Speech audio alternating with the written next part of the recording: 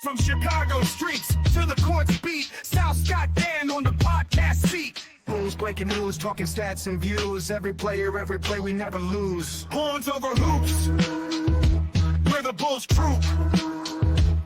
From game analysis to fan scoop. What is good, Bulls fans and Horniacs, and welcome back to a very special edition to the Horns Over Hoops podcast that we like to call Ask a Horniac. That's right, we're taking the individual questioning and turning it into an actual show featuring one of our listeners. And today's listeners, we're absolutely ecstatic to have because he's not a Bulls fan. If it's a secondary team, I don't know, but he's not a primary Bulls fan. I'm going to let him introduce his team, himself, his everything. Ladies and gentlemen, help me welcome Alex Pryor. Alex, welcome. Thank you for being on, sir. Thank you for having me. I'm glad to be here. I'm not sure if you can tell, I'm a Memphis Grizzlies fan, and the way that I ended up becoming a Memphis Grizzlies fan is kind of interesting because where I'm from is in Alabama, and as you well know, there are no professional teams of any sort in Alabama. So generally, pretty much everybody in Alabama has their own kind of team. Somebody picks, the closest team, which is like the Falcons or the Hawks or, whoever the closest team is. And a lot of people just kind of like pick whoever they like. And that's kind of like how I essentially was kind of like following Dirk because I really liked how he played out there in Dallas. And then I really started liking the way that the Grizzlies play, especially after they moved, from Vancouver down into the Memphis area.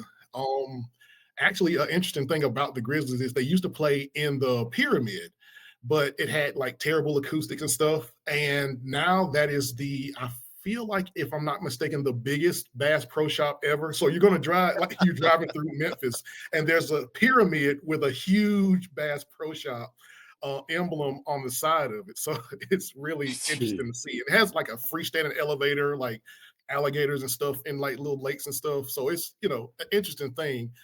And so I moved to Memphis after I graduated college from Alabama and just fell in love with the team, fell in love with the city. It was an amazing team, amazing atmosphere. And Memphis really loves their players. Like, across the board, they really love their players. And if you play there, then the people pretty much love you, and it's just something that's really infectious. And then I was there when it was the grit and grind Grizzlies, back when they had like Mike Conley, Zach Randolph with Marc Gasol. So like that team where it was just kind of like everybody else was kind of like sped up a little bit going into kind of like where the Warriors were, just kind of like speeding up teams. And the Grizzlies at that time stayed slow with playing with the post players and stuff. And so it was really interesting to have that opposite dynamic and them being able to kind of like pull other teams into their game style. So seeing that and then seeing them kind of like, that team kind of moves on and then getting to the current team right now to where it's kind of like a speedier team. As you can see, they're the leading team in points per game. And so it's just been a real fun ride, just kind of like all across the board. And fortunately, I'm sure we're probably going to say something about it's a good thing we picked Ja instead of Zion in that situation. Yeah. It could have went a completely different way. Oh, you're not wrong. You guys got a good player there. You got a generational talent there. Now, if he could just stay away from off-court troubles, you guys got a good generational talent there. That's the biggest thing. Just kind of like either. And the thing about the Grizzlies is just that they're lucky and they're unlucky at the same time because we've had a whole lot of injuries like across the board, like, not with just Ja or with his, off the court antics and stuff, but, injuries with people like Bane and stuff. And so there were some seasons, like 2 seasons ago, where we were just basically playing a G League team. It was just like a bunch of G League players out there. In there. Doing their best. But the good thing about that is we got players like Gigi Jackson, who did a really good job in that absence. And so he's come up and he just kind of came off an injury. And so we're kind of like excited to see how he can kind of get some, bench rotation minutes and stuff. And seeing how some of the other players like Santi Aldama has been doing, kind of growing up into those roles as well. Mm-hmm. Yeah. You guys also had Scottie Pippen Jr. Speaking of G League, Scottie Pippen Jr. step up, and that man was playing lights. I know when he played us. Yeah, he was balling. He was balled out against us. Oh, yeah, Scottie Pippen Jr. does when he gets what he can to kind of emulate what his dad did when he was there. So it was like having him as like a backup point guard, especially like I say with Ja being out as much as he is, has really been instrumental in us being able to kind of play. And I think that those injuries have helped us because role players that normally would not have had seen as much spotlight didn't get pulled. Like if something was going wrong, it's like, no, you have to play. And so that kind of really helps out in that role. Yeah, no, I agree. Yeah, a lot of people, I mean, obviously devastating injuries are devastating nonetheless. I mean, we're Chicago fans. We've seen injuries come and go like you wouldn't believe, but it really does. It really kind of is sometimes blessing in disguise because, like you just said, it gives these bench players an opportunity to step up where normally they'd be overshadowed by the superstar. Now it's like, all right, now it's your time to shine. Let's see what you can do in the absence of greatness. Because your John Morant was basically the same as our Derrick Rose. When our Derrick Rose was hurt, we relied on people to step up and become, the man, so to speak. We relied on Pargo out of all the good guy, but on the court, my God, this Pargo was garbage. You guys actually even had the man, the myth, the legend himself for a while. How did you enjoy Derrick Rose's time in Memphis? The interesting thing about the players that we get in Memphis is like Memphis is not one of those like destination cities that everybody kind of like wants to come play at. Like we're not going to get like a LA to where everybody kind of like wants to come play for the Lakers and stuff like that. And so we usually get them kind of like at the tail end of stuff. But Derrick Rose, I think, was a great player because I think he helped with Ja kind of like understanding what it was. Because if him being like a similar style player, like that slasher, kind of exciting dunker kind of player, he kind of gave a little bit of tutelage to Ja to kind of say, hey, I understand what you're going through right now. I've been through some of the turmoil. I've had some, things that happen off court as well. So this is how you kind of like navigate it. And this is kind of like how you can do it better. And I think he did a great job when he was there. And we really appreciated having him when we had him. Yeah. Yeah. He was definitely one of a kind. I wish you guys, and us for that matter, would have had him when he was still balling out and, his Derrick Rose self. But just having him on your team was cool enough. Right.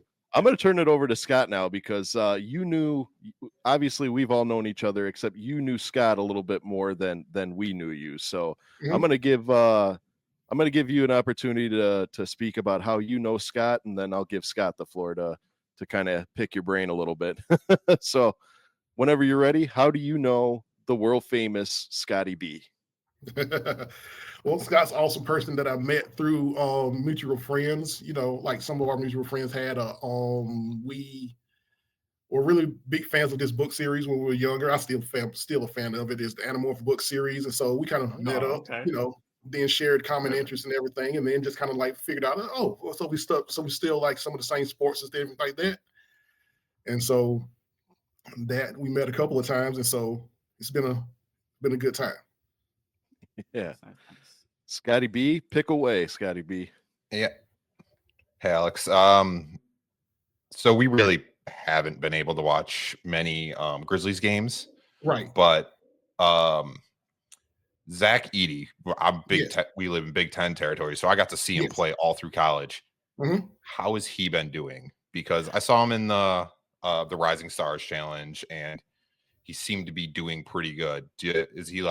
Does he seem like a good fit for the team, and is he playing like he was in college? Obviously, he's not up to that level yet, but right. So it's really been exciting because with the team, with this Grizzlies team, they've been building. Like they've been doing a good job with drafting people. They've been building and adding pieces and adding pieces and adding pieces. And the one thing that's been really killing us in the past is our post play. Like we've had Jonas Valanciunas, we've had Steven Adams, which were great players, but at times they can kind of get lost in the mix.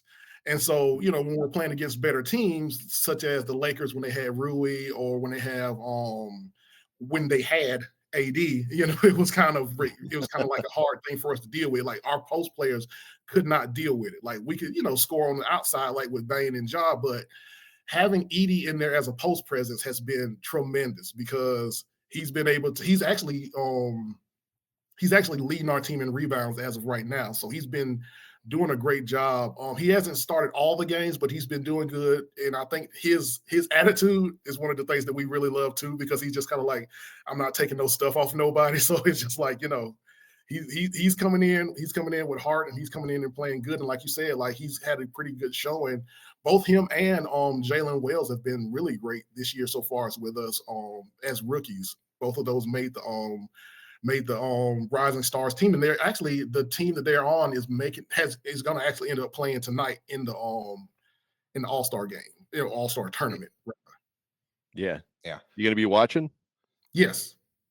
I've definitely got to watch it because of those two, as well as because of Jaren being in it. Now I hope Ja would have been in it, but injuries, you can't really do anything with that. But it's gonna be interesting to see. Yeah, anytime there's an inaugural year of something different, it's always like, I'm not necessarily excited, but I want to see it. You know what I mean? It's not, I don't know if it's excitement more as it is like, what do you call that? Intrigueness? Yeah, like intrigue, curiosity to kind of see how. Curiosity. Thank you. There you go. Great word. The format. What were we planning on talking about, like the skills challenge and stuff later, or did you want to go ahead and get into it? We can get into it now. I think. We can get into it now. Okay. Yeah. Thoughts? So what was your thoughts? So first off, with Shotgate, with Chris Paul. I love it. I'm using that. Thank you. And Wemby in the skills challenge last night. It was kind of an interesting thing to kind of see them try to game this. Like they immediately tried to game it. Like it wasn't like it was a situation where they was just like the third people kind of coming in. It was like, no, they immediately tried it. And I was like, what is going on? Because I was like, I know that they're better shots than that. And then they get disqualified. They get and then the guy comes in. He doesn't even let Allie like interview him. Like, he's just kind of like, it's just kind of like a huge. We're not having that. Solving around that, and he even brought the rule book out, which I thought was hilarious. Where he brought like a sheet of paper, it was like reading the rules out to them. Just kind of like, that this is kind of like how it goes. But I think that the skills challenge, I think, was an interesting thing, but I think that they probably could have. I think they could have made some things a little bit more difficult, because I think like the bounce pass thing was like way too easy. Like it's like a huge thing, and I'm like, okay, they're not even trying. They're just kind of like doing that. The chest pass seemed to be a little more difficult for maybe Draymond Green, because that was the only person that really seemed to have any kind of issues with that. So it's just kind of like 3 in a row. Three in a row that man missed. I'm pretty sure if it were Jordan Poole, he would have hit it, but anybody else did not go through as well. So so we're gonna do this where we give each event a letter grade, just because I feel like some events were better than the others. Okay. Yes. Don't have to be gauged purely on just who won, but like just the overall soundness of it. What letter grade would you give the skills challenge as a whole? I would give the finals of the skills challenge like a B+ to an A-. I think that was better because it actually had some. They were actually all trying. It seemed like they were actually kind of like into it. Even the Warriors seemed like they were into it and stuff. And so that was something that was really good. The skills challenge, I think, was good. Yeah. Okay. Dan Gracie down below, what do you think? Letter grade of the skills challenge. I actually slept through it, so I can't really say much about it. I've seen the ones in the past. Usually the skill challenges, usually I would say it's a B overall, year in, year out. So I'll give it a B. I mean, I saw the Wemby, Chris Paul thing, immediately like, oh, that was 100% Chris Paul's idea. But yeah, I would give it a B overall, I guess. Scotty B, you giving it a B? Yeah. Really? Okay.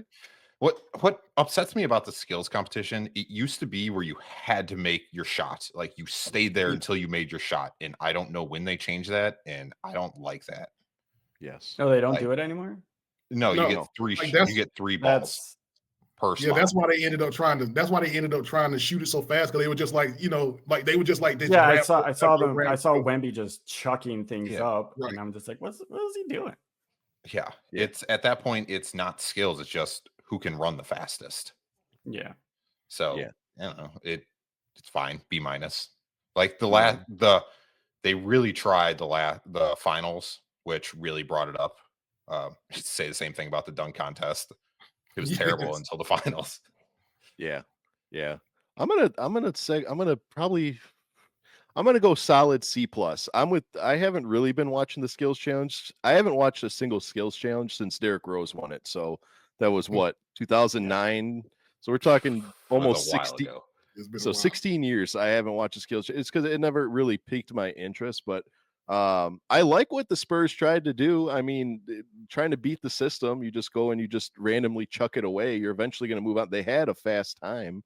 But as a whole, I'm with Alex. I feel like a little bit more skill needs to be in it. Maybe shorten that chest pass, because chest pass for me, I mean, I don't know about you guys. It seems a lot, was it bounce pass is a little bit easier than a chest pass, no?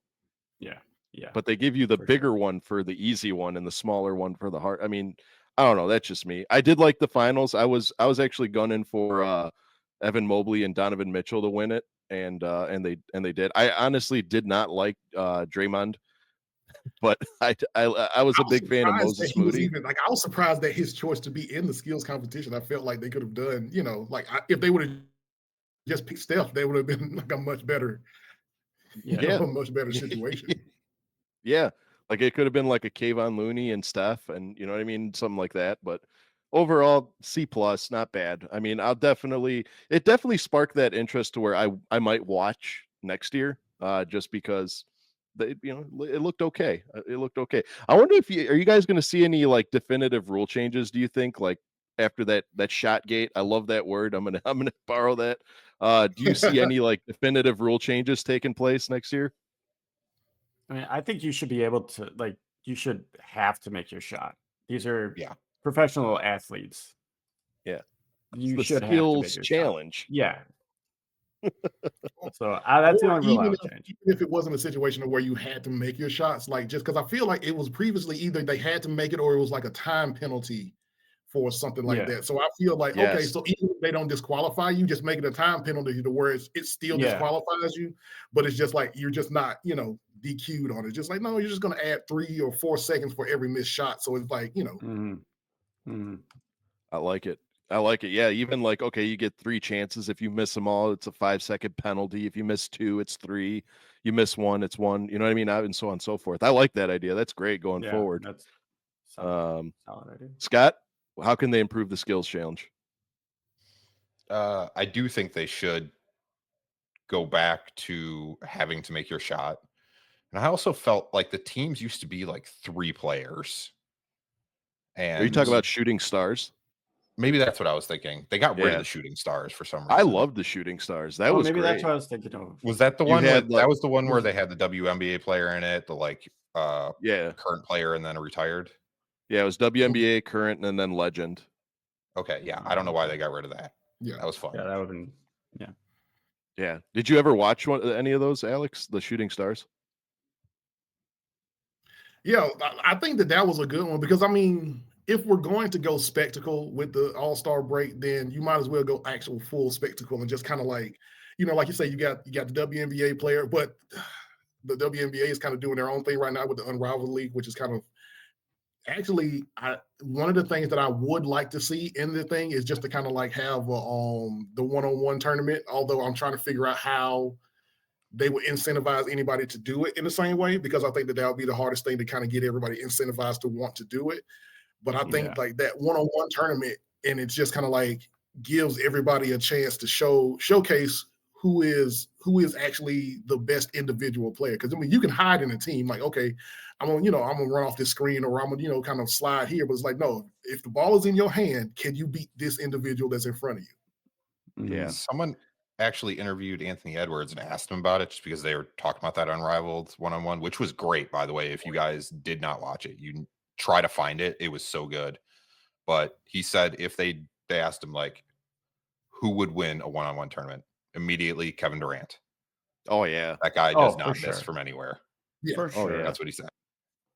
Length, skill, scoring ability. Yeah. I mean, that guy's literally probably one of the best one-on-one players in the league, bar none. It would probably be down to him and Wemby, and that would be it.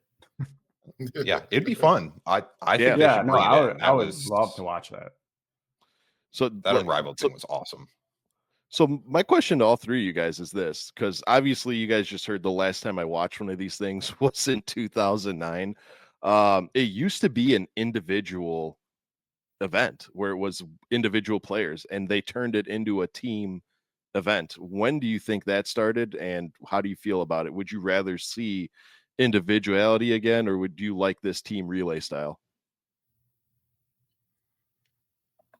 In particular, I'd much rather it just be individuals. Like I want it to be, to showcase your skill. Like, hey, if Draymond wants to be out there, then hey, Draymond, show us what you got.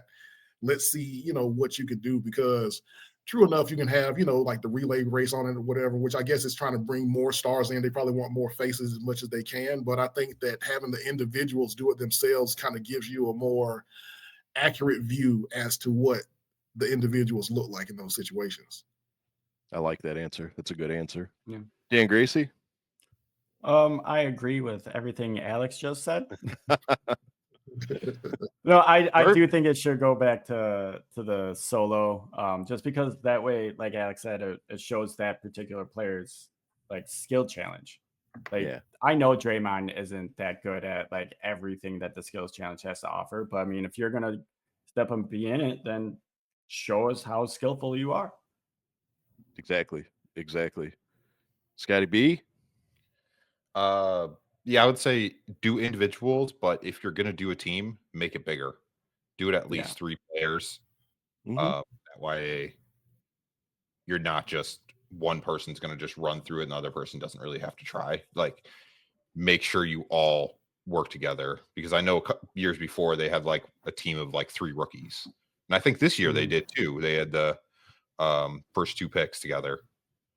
Yeah, for the G League, or they had Alex Sarr and Rasace together. Yeah.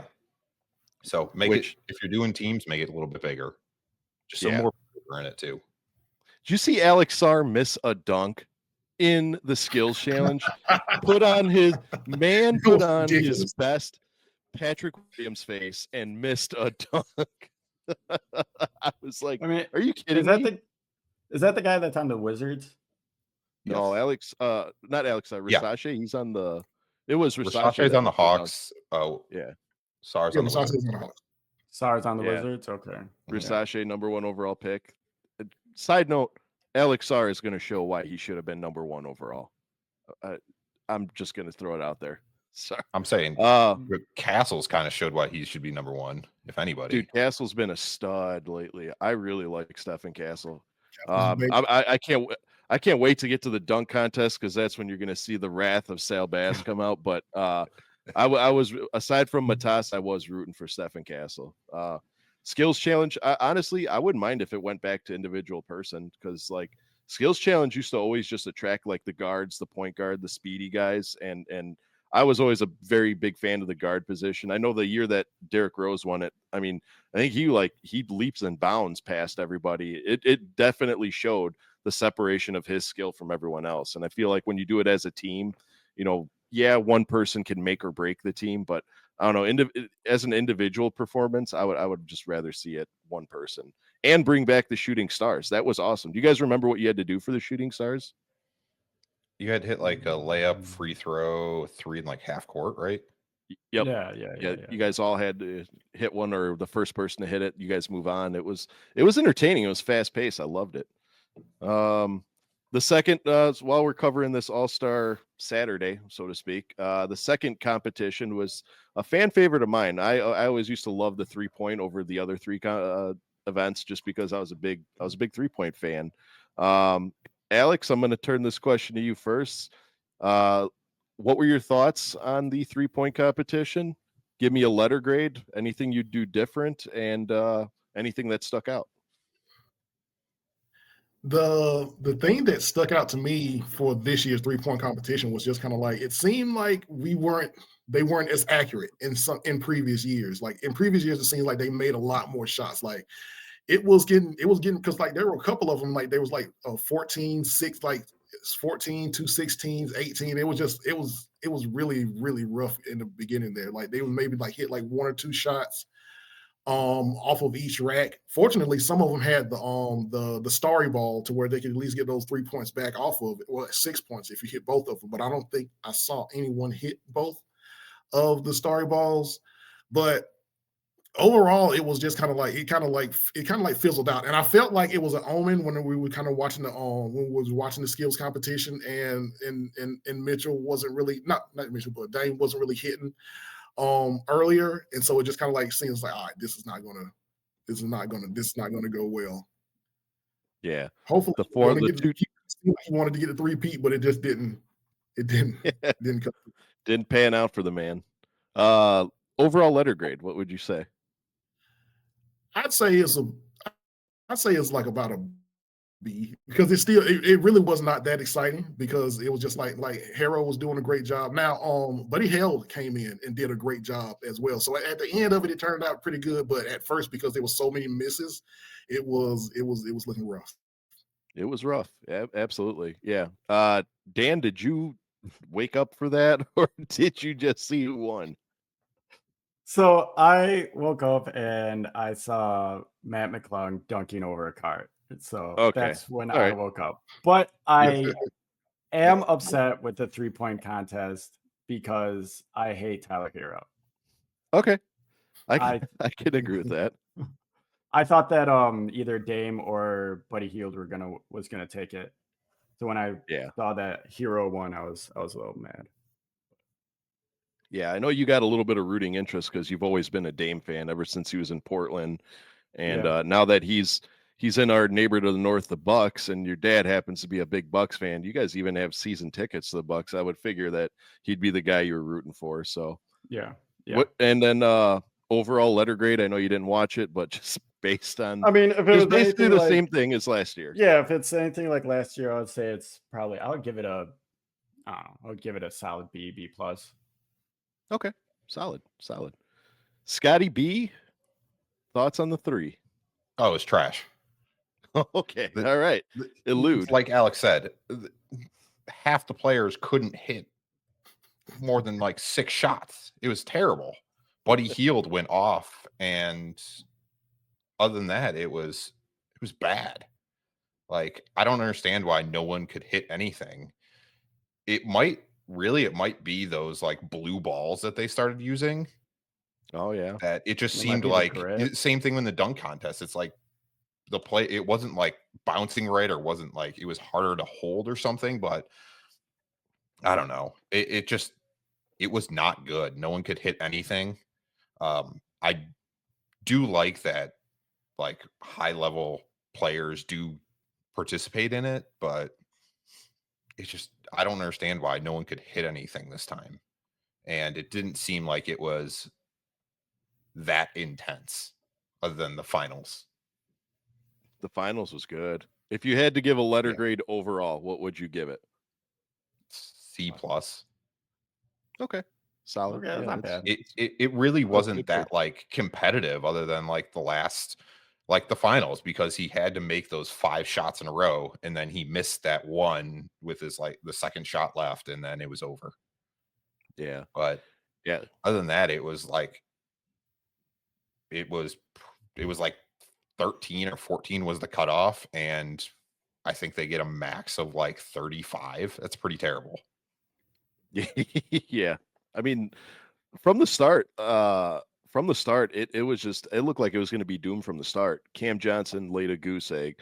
Norman Powell laid a goose egg. I mean, then your Buddy Hields, your Tyler Heroes, and they went off. But I was rooting for Buddy Hield from the very get-go. As you guys know, like, I was a big Buddy Hield fan, even when he was in college. Like, whenever there was talks of the Bulls getting Buddy Hield, I was always well invested, and he put on a good show for us during that 3-point contest. He was actually, him and Tyler Hero were the only ones to hit both starry balls, and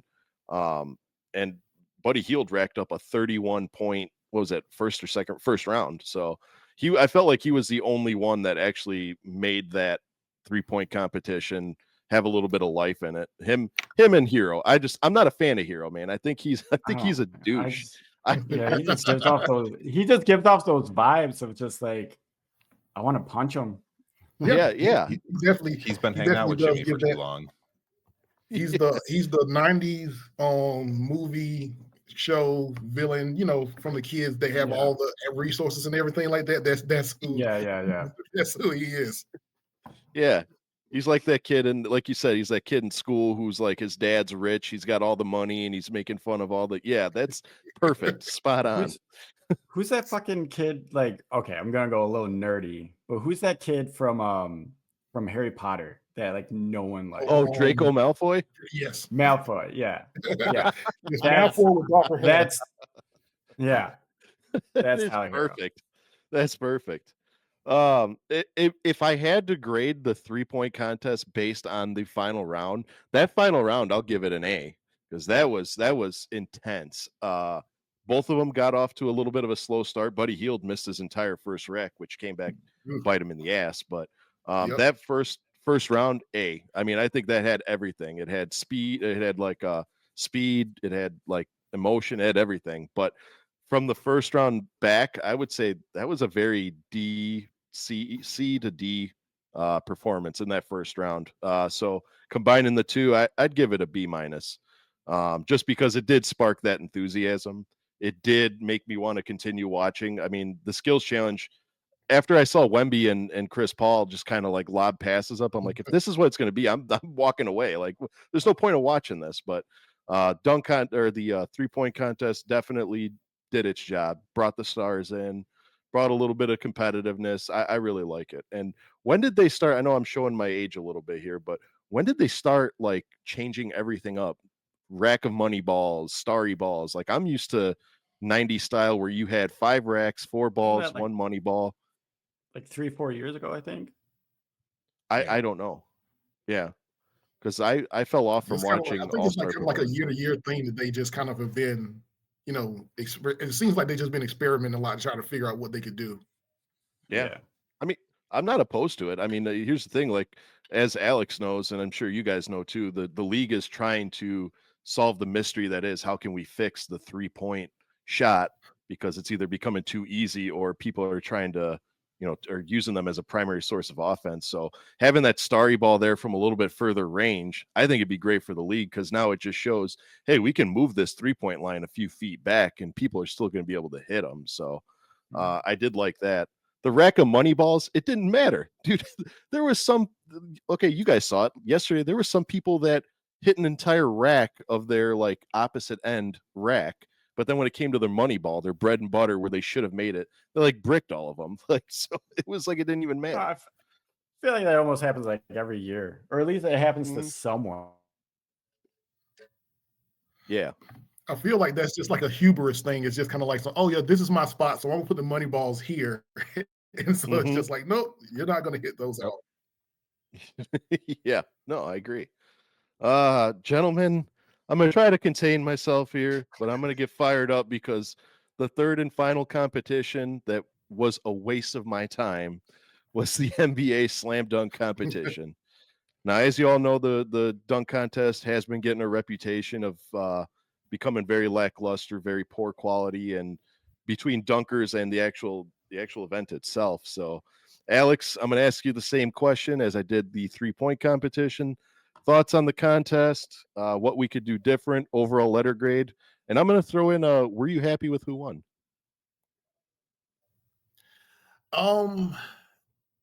Let's see. Overall, I think it was, when we got to the finals, I think it was good. I think Stephen Castle and I think Matt McClung did a great job, when we got to the finals. Leading into it, it just kind of seemed like we really didn't have a lot of flair kind of like going into it. It just kind of was just like the first kind of, Mac, of course, with all of his dunks being 50s, he definitely came in and just like, oh, I'm going to win this. He had the Larry Bird, whatever coming in, y'all are playing for second place, I'm going to win this thing. And so he came in and definitely did a great job with that part. And then with Stefan Castle, he was innovative in a different way. He was innovative and had some different things. It was actually connecting with his dunks. With Jackson and Buzelis, they weren't really, like, I feel like they should have altered and had a different dunk. Like once you try like 2 or 3 times and you're getting down to like the 36-second mark, I'm like, okay, switch it up, do something easier, try to figure out what you're going to do, because anything you do is going to be better than the 40 that you're going to get for continuing to miss. Yes. So even if you ended up with a 45 or 44, that's still better than a 40. Yes. So I think that when that started happening, I think that they just kind of like the nerves started to set in, and they were just kind of like trying to be, steadfast on continuing to do it. But I think that nobody else has the focus of Matt McClung in it, and I think that he did a great job of jumping over a car, jumping over a guy, dunking 2 balls at the same time, kissing the ball off the rim when he dunked it. He put on the show, and it was well deserved. I agree. Overall letter grade, and I was the same thing. It's just like the early rounds, like a lower B to a C, but finals, I'd give the finals a B plus, because I feel like even though I feel like Stephen Castle was outclassed in it, I still think he showed up and actually put a decent amount of effort into it. Yeah. What can we fix about it? How can we make this dunk contest better?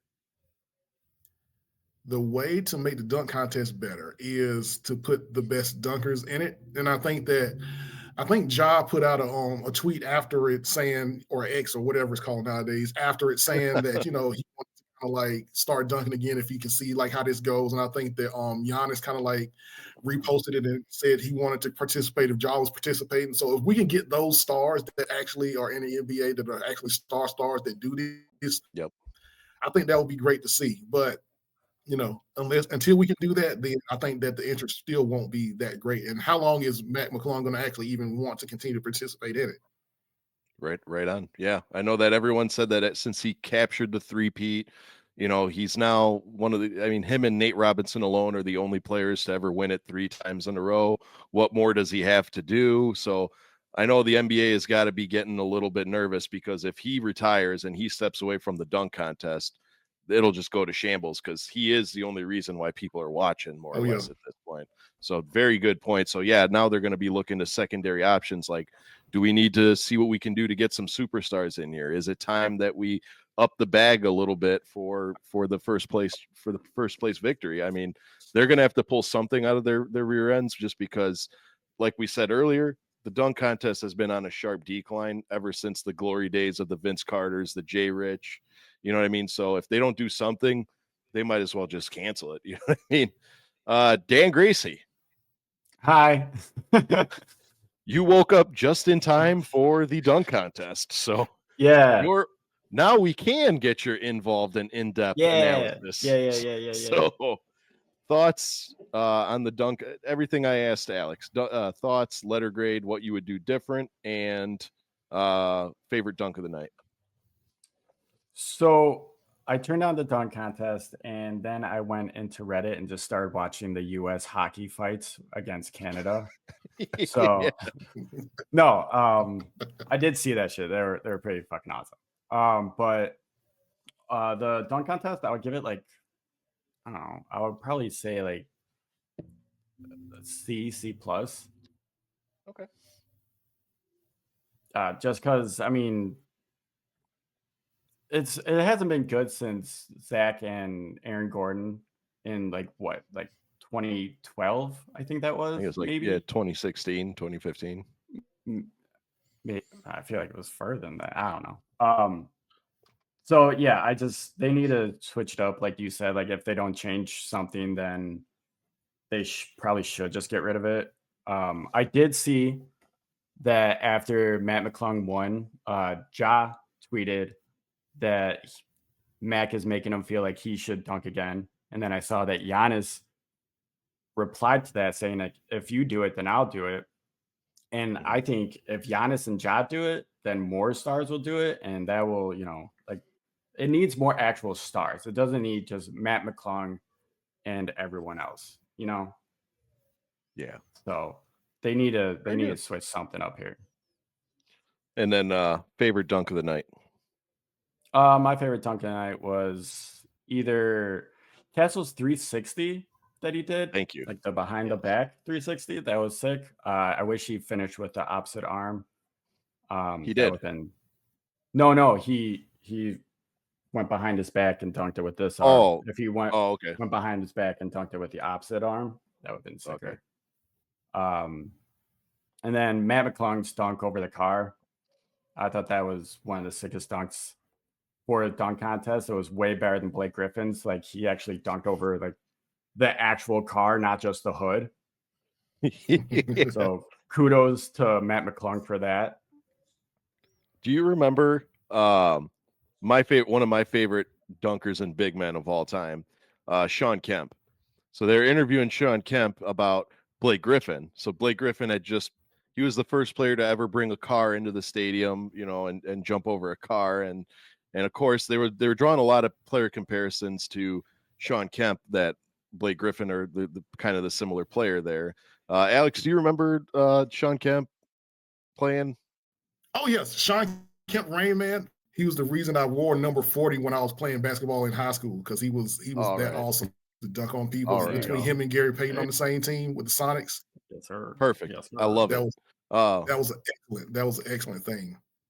That was like one of my favorite duos of the 90s outside of the Bulls, Mike and Scotty. But so they asked him, because they were drawing so many comparisons, as you know, at the time, Sean Kemp was the master of some of the most disrespectful dunks of all times. I mean, if you're newer to basketball and you haven't seen it, look up Sean Kemp's dunk on Alton Lister, where he not only dunks on him, but then he pushes him to the ground and points at him and disrespects him. So yeah, as you know, he was one of the most incredible dunkers, and they asked him how he felt about Blake Griffin's dunk over the car, because there's people saying that, maybe he's a better dunker than the Rain Man himself, the king of dunking himself. And Sean Kemp rather tortly was like, he dunked over the hood of the car, not the car, the hood of the car. It was weak, man. I mean, granted, I can't dunk at all, but the man, how tall is Blake Griffin? 6'9", 6'10"? Something like that. Probably, he might be 7 foot. Yeah. How tall how high off the ground do you think a Kia Optima hood is? He could easily get over that. Like, you see him do it in the game when he was playing, like all the lobs that he was doing when he was playing for the Clippers. Like, yeah, he could easily do that. So to me, it wasn't that spectacular, but it was just funny to see them bring the car back. But it looks like they did it right. Scotty B, everything I just asked the other Alex and Dan, and your favorite dunk, letter grade as well.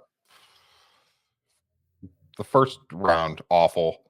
I agree with Alex. You got to have a contingency plan if your dunk isn't working the first couple times. Like, Buzelis should not have kept trying that. He obviously was not comfortable what he was doing. And then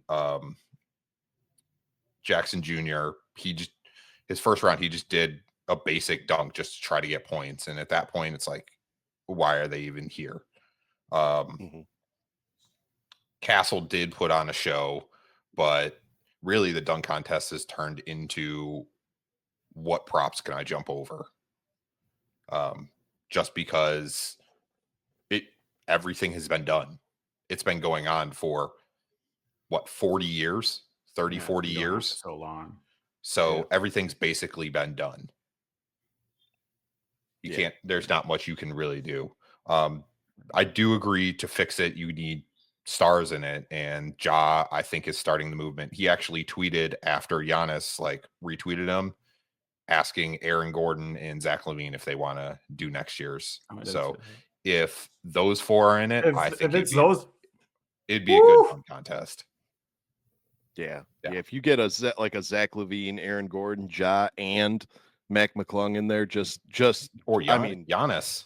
Or just Giannis isn't. He's not going to do anything flashy, but I mean, you never know. The power. Just his name alone. Just the power of his name alone. You start getting some of those superstars back into it. I think you're going to start getting better competition. But if you don't, that one during the middle of that random Cavs game was better than half this dunk contest. So, where they had a dunk contest within the game. Yeah. They literally brought in 2 professional dunkers to have a dunk contest. And why not do that? Just bring in some random people. That's kind of what Mac McClung has turned into, is a professional dunker. Yeah. So yeah, pretty much. Overall letter grade, Scott? It was fine. It was B-, just because the finals were so good. McClung, I feel bad for him because he really almost injured himself jumping over that car when he clipped it at the end. That was kind of scary. And that they kind of said it is like, that's why the superstars don't do it, because you could hurt yourself doing something like that. Oh yeah. But because he made some crazy dunks.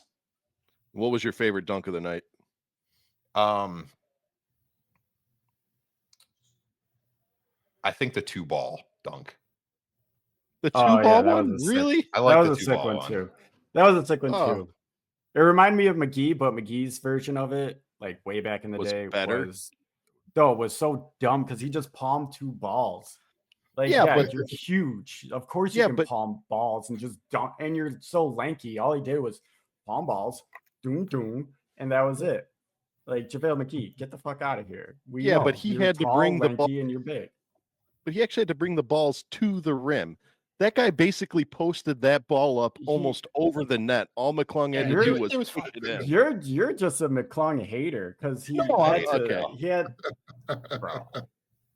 All right. Well, I thank Dan for firing me up because I was calmed down, but now I'm going to let it all have it. This dunk contest, I haven't watched it since the Aaron Gordon and Zach LaVine dunk. And last night just showed me why I haven't watched it since then, because it was flat. Like you guys said, Jackson Jr., he had just a basic dunk just because he couldn't hit his dunk. You're in the dunk contest and you can't hit your dunks. I'm a little disappointed with Buzelis just because I feel like he should have had a plan B. They said it at the beginning of the competition. Vince Carter came out and he said he had a safety dunk that was both able to turn your heads, flashy, but safe enough to where you can get the points you needed to go into the second round. I feel like if Buzelis would have connected with that dunk he was trying to do, is basically, you guys saw it, bounce it between his leg and then grab it between his legs and throw it down. If he would have connected with that, it would have been a more interesting dunk contest, just because that would have been a hard tone to follow up. I didn't really think he brought his A game to it, but like, here's the thing. One thing I don't like about the dunk contest is this: the judging is just so biased and terrible.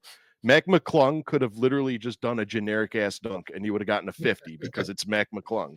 Like you telling me every single one of his dunks were 50s, and then Stephen Castle pulls off this like I'd never seen a dunk like Stephen Castle before, and they're like, "Oh, I don't know, is that a 50? Is it not a 50?" You know? Oh yeah. That should have been a 50. Definitely should have been a 50. Yeah. And while we're on the subject of judges, can we just say how petty T-Mac was and how point happy Baron Davis was with the points? Yes. That generic Jackson Jr. dunk that he just wanted to get some points, he gave that a 45. Like, Hell yeah. Like BD, what are you doing? What are you doing? I feel like something like that happened last year too. I feel like it was D Wade that was just getting like either point happy or he was like biased towards one player. Yeah, he gave somebody a 9 when it was like an incredible dunk. Like everyone gave him a 10. He was the only 9. Oh yeah, maybe that's what it was. Yeah. I mean, okay, but let me address. I was going to say, I think that with the dunk contest, one of the things that happened was the same thing that happened with the 3-point contest, and it feels like, when you go to like Six Flags and they have those basketball games where you have to shoot a ball and it's like those hard balls that you get if you win one. I feel like those were like the balls that they were using because, it seemed like Buzelis was trying to get that bounce, but he never could get it to come back up to him right. Mm-hmm. And it was just like they weren't using like regulation balls, but I guess you wanted to look cool or whatever. But yeah. Oh, side note, real quick, the courts. I would much rather just have a regular looking court because you lose players. If you have a blue court and you have a team that's a blue jersey, it's real easy to lose them while you're trying to watch the game. Like, I know you're trying to be cool and make it look interesting and stuff, but it's like it takes away from my being able to follow the game a lot easier or follow what's happening a lot easier whenever you have these weird looking courts that, you can't really see some people on. Yeah. Mm-hmm. That's the problem of the in-season tournament. Like, you know what I mean? Yeah. Like those courts are obnoxious. It is terrible. Yes. The NBA needs to Now, calm down with their courts. They do. Now, to set the record straight, gentlemen, I am not a Mac McClung hater. I do think it is extremely insane what he can. Okay, I guess I'm just not easily impressed. Like He's Mac a Bulls McClung, legend. Bulls legend, Sal. I refuse to call him a Bulls legend. Mac McClung is an incredible dunker, but that's all he is a dunker. Like he obviously has more time to prepare for this stuff. He's got more hops. Like he's a great dunker. I don't know if is he a great dunker or has his competition not been that great? Like look who he's beat. He's never beaten a Zach LaVine. He's never beaten an Aaron Gordon. He's beating people like Jackson Jr., Buzelis, whoever he beat last year. I mean, I have yet to see a competition where Mac McClung, I mean, it could just be the separation of skill, but all of his dunks are the same. He jumps over something and two-hand dunks it. Like, I don't see him pulling out like the 360 windmills. I don't see him doing anything like that. You jump over someone in 360 windmill, you got my attention. You know what I mean? But you jump over a car, that's impressive. But even the dunk over a car, it was, I don't know. It's just the thing. Like, I think that the NBA had that script ready where he was going to win a three-peat no matter what. He What has letter grade I would. He has the Nate Robinson effect where he's shorter than everybody else, so he's jumping over higher things. So you're gonna get more. Like Yeah. That's why. But at least Nate Robinson, when he did his dunks, he actually did between the legs. He did some impressive stuff. Like for a 5 foot, I think Nate Robinson's 5'7", 5'8", 5'9" even. That's impressive because like I don't know if any of you guys watched the 88 dunk competition where like Spud Webb was in it, like, and you see little ass Spud Webb doing some of the stuff that he did, and that was impressive. You know, again, I'm not a hater of Mac McClung. I think he's an incredible player in the G League. He's probably he has taken the dunk competition off life support and given it a little bit of life, but I don't know. I wasn't impressed. I'm going to give this a C-. I feel like, and not just because I didn't like that Mac McClung one. I think the participants were ass. Like Buzelis couldn't hit a dunk. Jackson Jr. couldn't hit a dunk. If it wasn't for Stephen Castle and Mac McClung, nobody would have watched it. And dunk of the night, Stephen Castle's where the dude banked it off the backboard, got it in, and he took it between his legs with the offhand finish. Insane. Like, yes, that was amazing. That was a dunk I had never seen before, and I feel like Stephen Castle accomplished trying to do what we'd never seen before. So last year Matt McClung did go up against Jaylen Brown. So he is like, I just want to say he is going up against some stars. Yeah, just okay. No, I'm not You're saying just a stars. Hater. You're just a hater. Stars, but like, is Jaylen Brown known for dunking like Zach LaVine and Aaron Gordon? Okay, no, he's not. There you go. You know what I mean? I get you. I'm just giving you. You know what I mean? Oh, I don't know. Let it be known again before we go on. I do like Mac McClung. I think he's a wizard of his class. He possesses all the talent of dunking. He may go down as a top 5 greatest dunker of all time. I don't want to say NBA player because the man's won 3 dunk competitions. Well, I know, all right, real quick. Greatest dunker of all time. Like that's a bold statement. Okay, then I'm gonna make a bold question, gentlemen. Top 5 greatest dunkers of all time. Alex, you're on the clock. Here we go. Okay, so top 5 greatest dunkers. So of course, you know, as we said before, Sean Kemp, Rain Man. I think he was a great dunker. Yes, sir. Like you said earlier, Spud Webb, that was awesome too, just to see how far it looked like a video game where he was flying to get up there. Mm-hmm. Yeah. So he's definitely up there. I think Shaq with the power that he came with dunks with were just amazing. Like those rim breaking dunks that he used to do. Yeah, those were amazing. Ja with some of his crazy dunks that he gets in, like although it technically the one over Wemby wasn't truly a dunk, he kind of threw it through, but still, you get the point. He didn't get the point. Yeah. He still went. He still went through. So I'll call that one. And then another one that there are so many. There's so many. I'll just go Blake Griffin because Lob City, that was amazing when he was able to do those things when he was out there in the Clippers. Good list. Good list. Dan Gracie, top 5. You started this war, Dan Gracie. Top 5 dunkers. Let's hear it. All right. In no order, obviously. Sean Kemp, Michael Jordan, just for his creativity and his, his airness. Good use of words. Who else? Thank you. Spud, just because he was so small, and like Alex said, it was like a video game watching him. Like, oh my god, I didn't know that size could get up that high. Like, that's insane. All right, so that's 3. I'll put Blake in there for power, and I'll put oh my god, I can't think of his name. Dominique Wilkins. Ooh, I like that. Dominique was a good dunker, and he dunked off at 2 feet, which is hard to do. Like, yes. All right, right on. Good list. Scotty B. Just Matt McClung. Vince Carter. Vince Carter. Yep. Vince Jason. Sanity, yes, sir. Yeah, Jason Richardson. Yep. Dominique. Okay. Blake. I don't know. You got Jordan and Sean Kemp are kind of pretty much tied. Then I guess you could put. No, I'm gonna stick with those 2. So those 2 are tied. Okay. You could put Dr. J in there, but he was just dunking on everybody. Yeah. All right. Top 5 list here. You could also put LeBron in there because early LeBron was dominating everything. Oh yeah. Early LeBron was a solid dunker. Yep, I agree. All right. Top 5 list of this. Okay. At number 5, we're going to put Mr. Chocolate Thunder, Daryl Dawkins.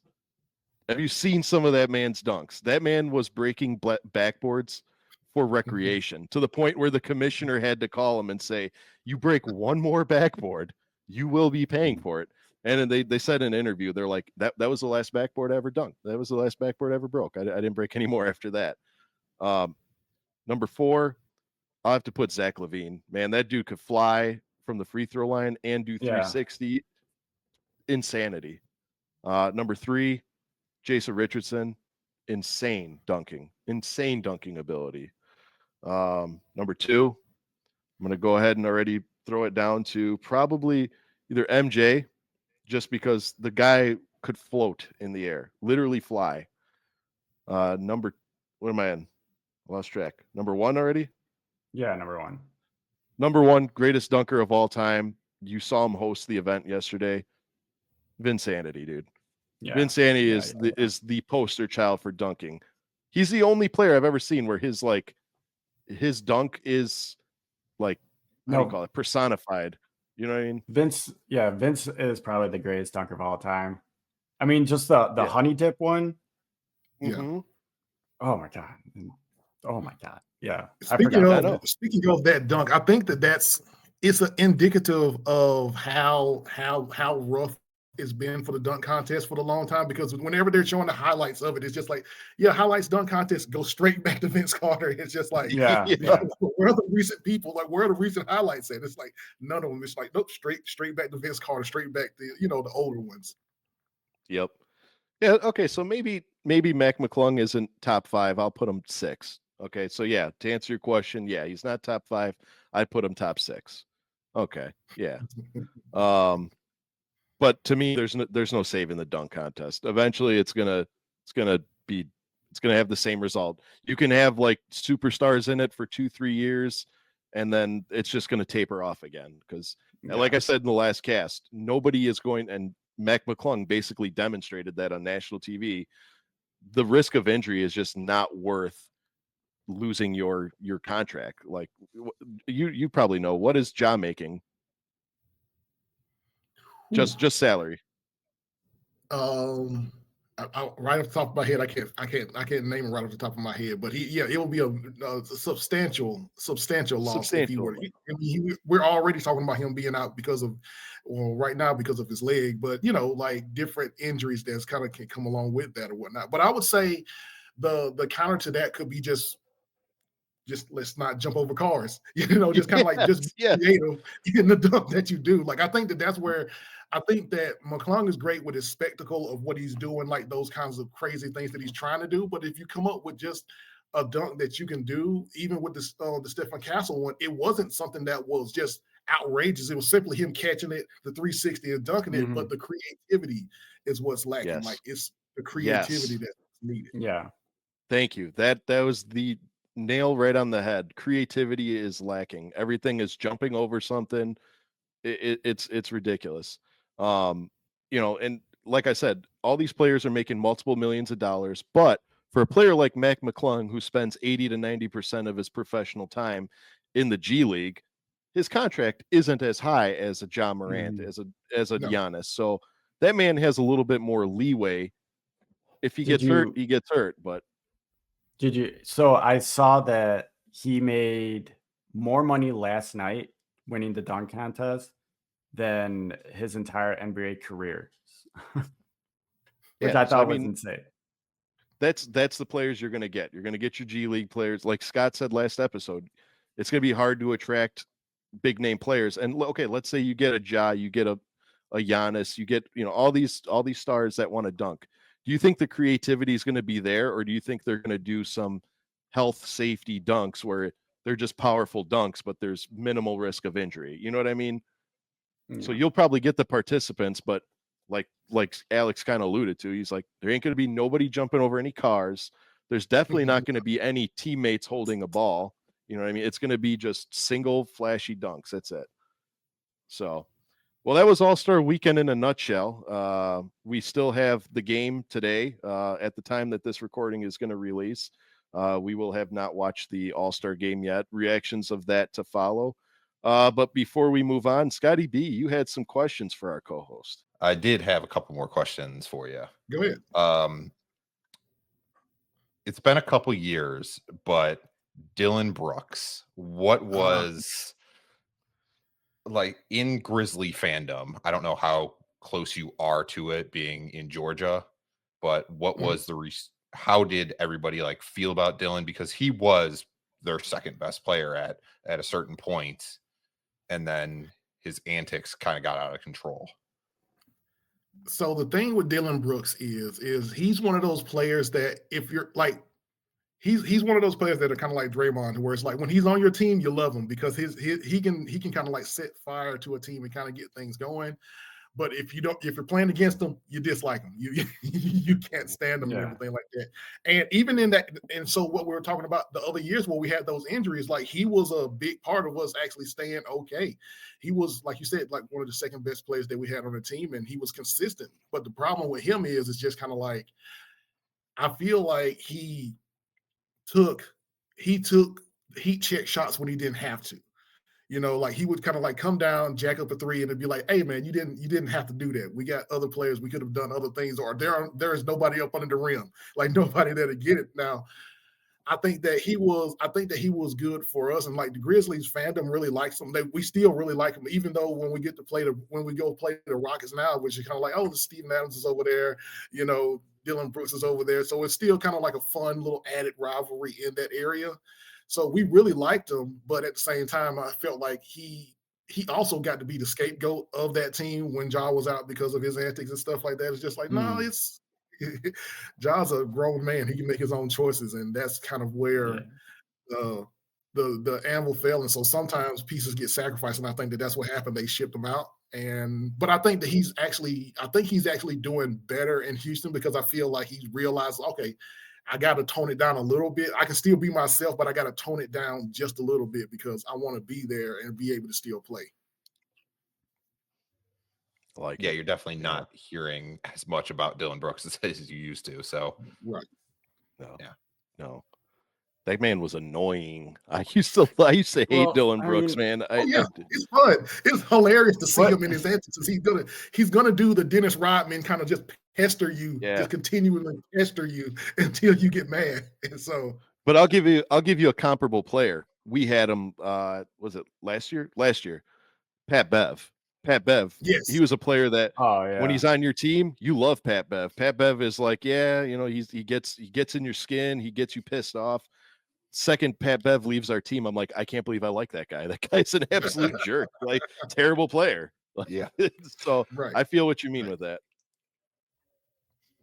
All right. We're about midway through the season. Any teams that kind of surprised you this year, like where they are right now? Let me Or see. yeah, good or guess bad. the surprising team being really good is the Cavs. Like I knew that they had a lot of good components and everything like that, but they're playing at an amazing clip right now. They've been, outstanding out in the East, and actually the East has had a couple of teams that have been really really good. Another one has been the New York Knicks. Like I was surprised that Cat coming out of Minnesota and kind of like not being the person that he was supposed to be out there, going to the Knicks and having like that resurgence in his career just kind of seems like it's been really good. So it's been a lot of, I guess, Houston, another team that's been pretty good as well, but they seem to be kind of having some injury woes as of late. So it's just kind of like it's a lot of teams all over the place that have been kind of like doing well. I think that the implementation of that second apron has been kind of causing a lot of teams to have to shuffle to where you can't just like stack up in the same way as teams used to be able to. Yeah. So eventually the Thunder are going to have to deal with that. But for right now, the ball's in their court and they're doing great. So it's going to be really hard to deal with them as well.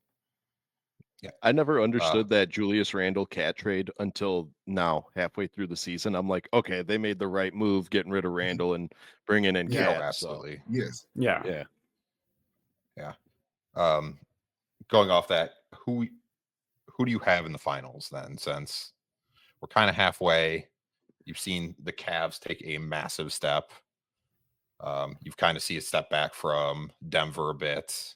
The Thunder finally look like they're ready to take it. So with the East, I think it's between the Celtics and the Cavs. Just kind of like whichever one catches whoever, like both of those teams are playing great right now. I think that the Knicks have a chance, like if they come in and do great, they have a chance. But I think it's between the Celtics and the Cavs in the East. And in the West, I feel like it's still Denver and Oklahoma City right now. I think that Memphis is just kind of like that outside team that could do it, but at the same time, we have to be healthy. If we're not healthy, it's not going to happen. Like we have to have everybody there. We have to have Jaren Jackson. We have to have Desmond Bain. We have to have Ja. We have to have Zach. We have to have everybody there. Everybody playing good. Now, when we have everybody there and playing good, we can do good. But the problem with us is turnovers. Like we're a faster team. We score a lot of points, but we also turn the ball over a lot. And that's going to be a problem going into the playoffs to where defenses are better. It's going to turn into a half-court game to where you have to actually generate points where you're not going to always be able to get those fast break points. So I think that Denver is still, Jokic is still amazing. Murray, when he's on fire, he's on fire. They have Westbrook there to kind of like supplement stuff every once in a while, but I still feel like Shea and the way he's been playing this year, it's going to be very tough to beat those guys. Yeah. See, I had Celtics and Thunder too. So yeah, that was exactly. So good pick.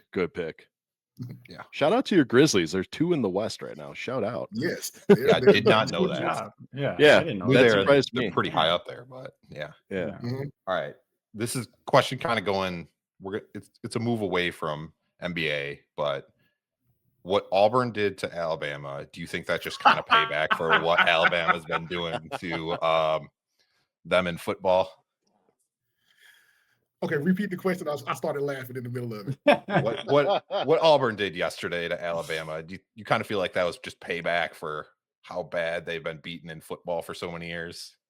So let me tell you the frustrating thing about Auburn, right? The frustrating thing about Auburn is it's like this is a double rivalry situation because Bruce Pearl used to be the coach at Tennessee. And so it's just like Tennessee's coach coming down to Auburn to be a coach at Auburn and still, finding success and doing great. Like we, as Alabama, we used to, every once in a while, we have a decent basketball team.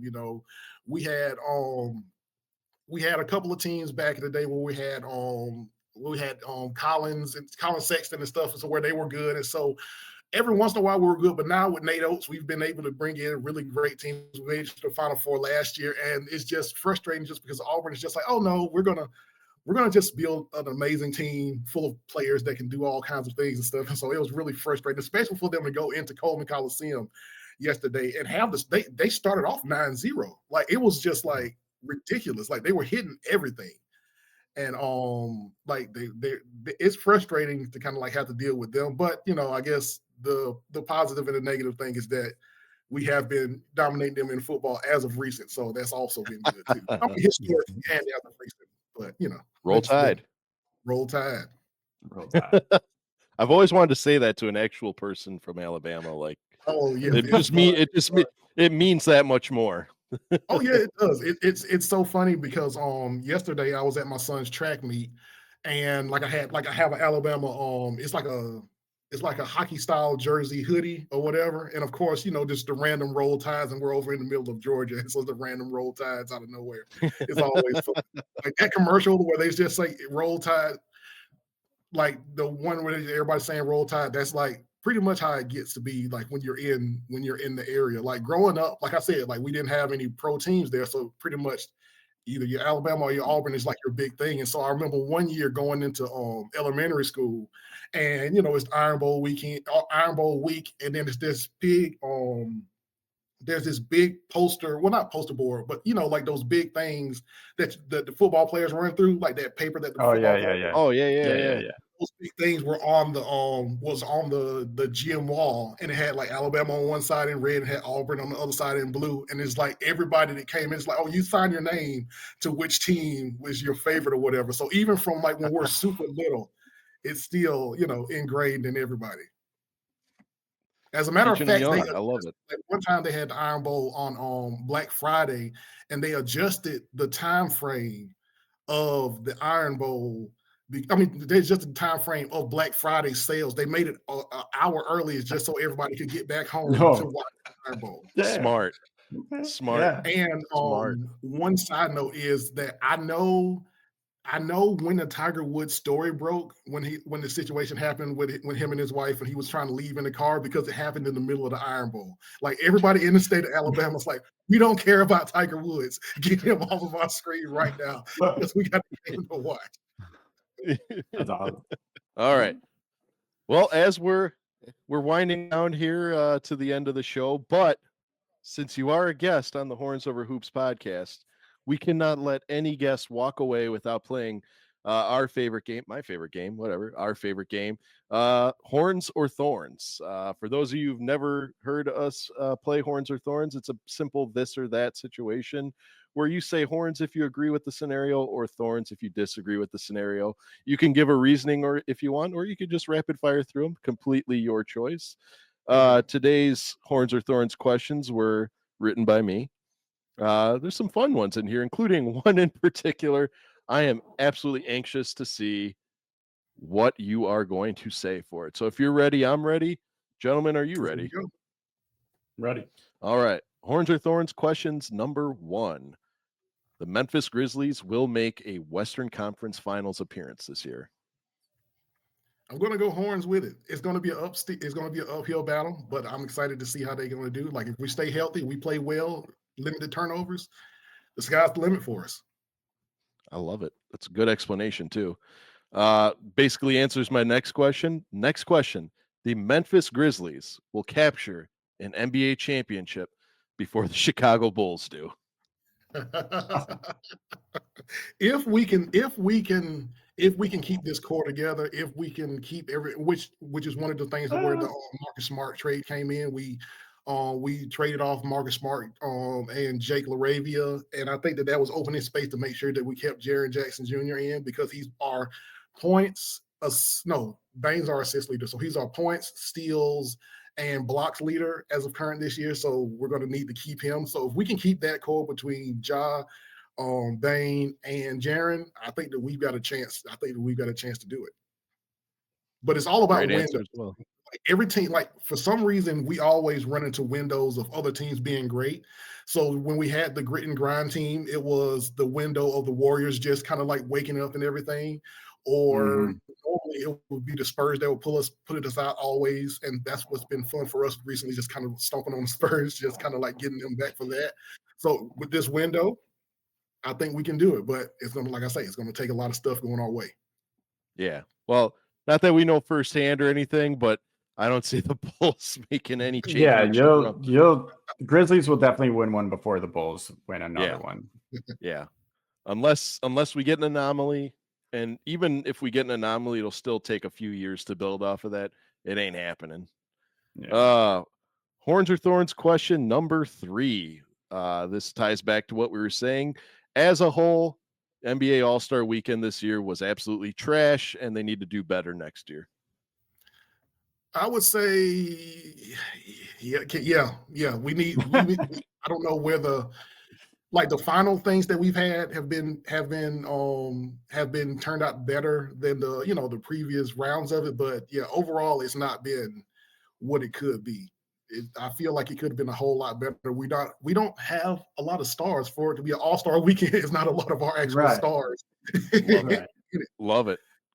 Great question, or great answer, my. This is the question I was excited for. Okay.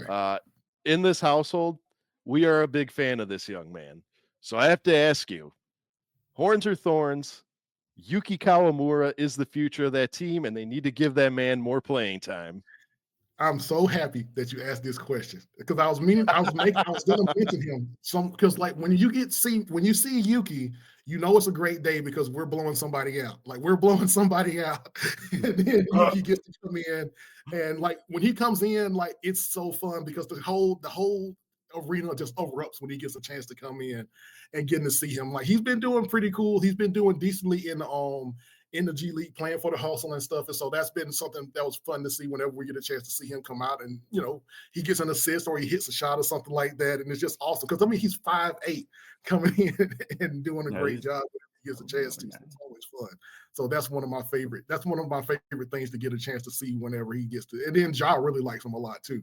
And so that's also that's what I saw. Yeah. Like him and Ja, like I heard like Ja's teaching him how to trash talk, and my only segue is like, you ever see the movie The Mighty Ducks where they're trying to teach Wu how to trash talk, and it's like number 32, you don't play very well. I can only imagine like Yuki's trash talk is just terrible, and Ja's like, we're big fans of him in his household. That's actually what my wife's favorite player.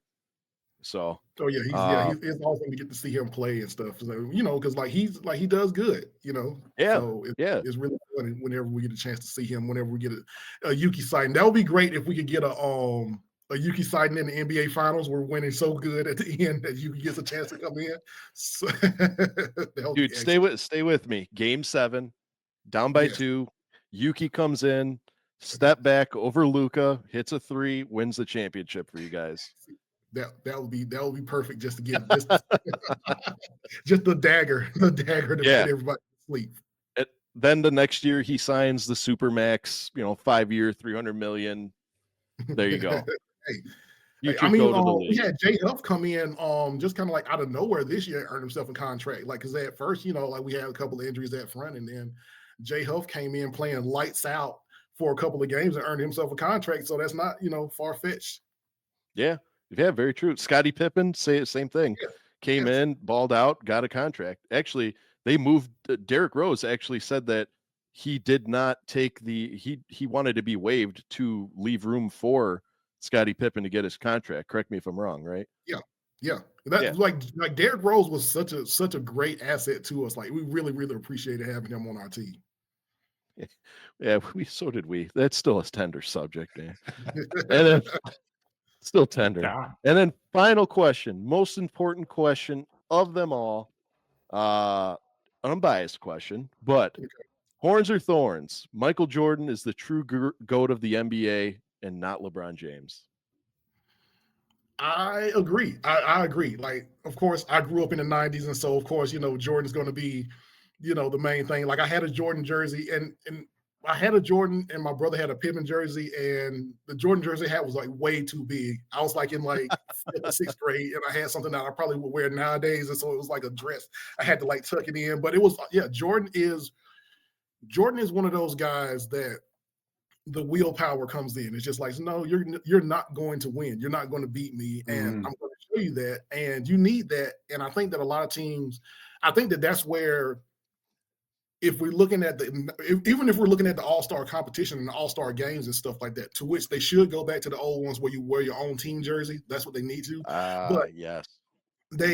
When they had Jordan there, it was them actually trying. They had a competition where they wanted to win and stuff like that. And I think that LeBron, although he's a great player and everything like that, he's coming in and he's doing all these great things and stuff. But I think that a lot of the stuff with him is longevity. Like, he's accumulating things over a long time frame, in which, of course, you're going to get the most points if you pay him for 50 years. Like, it's gonna roll your way. But Jordan, in the time frame that he was there, taking the time off and then coming back and still being dominant and stuff, it's like nothing else. Best breakdown I've ever heard. I'm just going to leave it at that. Best breakdown I've ever heard. Couldn't think of anything better. A lot of people forget at this point of his career, what is it? LeBron played, what are we on, year 22? What is he, 22? Yeah, like 22, something like that. Yeah, I think it's 22, yeah. And Jordan, like, spread apart, what do you have, 15 years? And there's still some which leads me to believe how much better his stats would have looked had he not taken those 2 years off after, to retire. Scott says for the gambling violation. So, and then the few years that he took off, those 5 years that he took off in between going from Chicago to playing in Washington, like, that's 7 more years. I can only imagine what that man's stats could have been, because he's even got some stats now, because I think they were showing a stat the other day. It was a Stephen A. Smith and Sharp debate where it was like I think LeBron James has he has 73 40-point games in 22 years, and Michael Jordan in 15 years had like 173 40-point plus games. So that's insane. I'm not even joking you. That was an actual debate. I don't like Stephen A. Smith, but sometimes I like. No, Stephen I know that. You know what I mean? Yeah. I don't know if it was. So, Alex, that was Horns or Thorns. Thank you for playing, and of course, as a prize for playing Horns or Thorns, you've won the grand prize of uninterrupted airtime. Go ahead, address us, the fans, whoever you want, uninterrupted. You have the floor, fella. So the thing that I wanted to say was just kind of like, we need more Grizzlies games on national TV. We don't get enough national TV Grizzly games. We need more and more and more, just so that way you guys can get to see how awesome they get to play. Like, everything is kind of regional. And I think that that's one of the awesome things about this particular podcast, the Horns Over Hoop, that you guys focus on the Chicago Bulls, because a lot of stuff like Stephen A., they kind of get the national coverage. You're going to hear about Jokic. You're going to hear about LeBron. You're going to hear about, like, the Celtics. But you don't get those regional things that are the more fun, flavorful things. And so I think that that's something that's awesome. That's one of the things that I really like about shows like this, and that's really fun about it. Is so just kind of like more Grizzlies games, more regional things, and just kind of like, let's get some more creativity and stuff. Let's add more creativity and have a lot of fun with stuff. I think a lot of the things have been tried to gamify things, which is kind of like what happened with Shotgate last night. It's just kind of like we're gamifying everything instead of just enjoying it. Like, just enjoy it and have fun, and do that with your life as well. Yeah. And it gives us opportunity to see more Yuki. So I'll be down. More Yuki. Of course, you got on an international stage. I agree.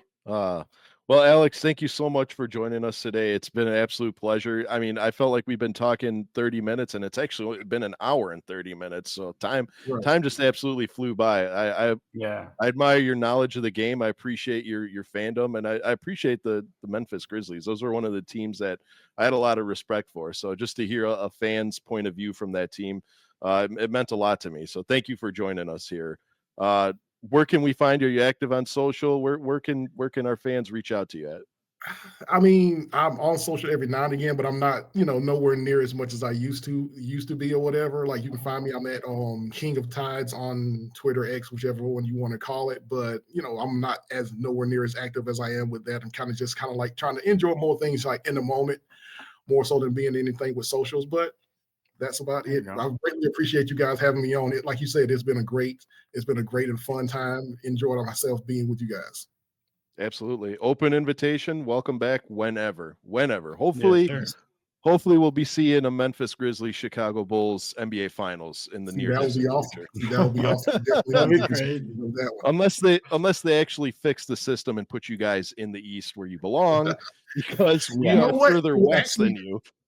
it will act, yeah, that's true. And so it would actually be more. It would actually be interesting because for some reason, like the West has always been a buzzsaw. Like it's always been like the most concentration of like good teams has always been in the West. The East has like usually one or two, maybe three, but generally it's always that big clog of great teams in the West and stuff. So it will be interesting. But who?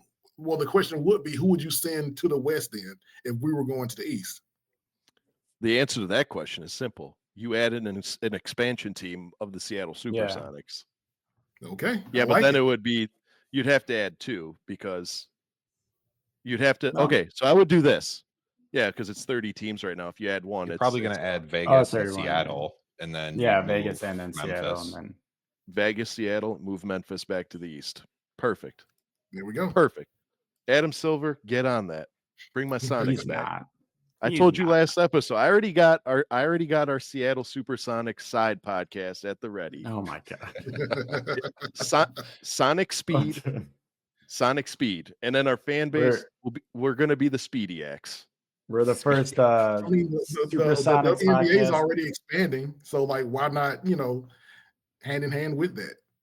Yep. I'm telling you, what's good, Sonics fans and Speediacs? That just rolls right off the tongue. Does it? It does. Speaking of rolling off the tongue, Dan Gracie, closing statements. What do you got, fella? Not much. The other day I was thinking about how like kids today are into like 90s like things from the 90s, and I just thought how crazy would it be if like the music genre ska came back. Oh, I love me some ska. There's showing nothing my but age, trumpets and trombones, and all the kids are just getting down to it. Hey man, I just think it'd be funny. make it I don't happen. know. That's all I got. That's all I got. What are you talking about? That's not all you got. That's a big statement. I love ska. That was a very underappreciated genre of music. So ska is like ska to us is like disco to people born in the 70s. You know what I mean? Like that was our ska, that was our disco was ska. It was a phase of music that just went nowhere and then died. Yeah, basically.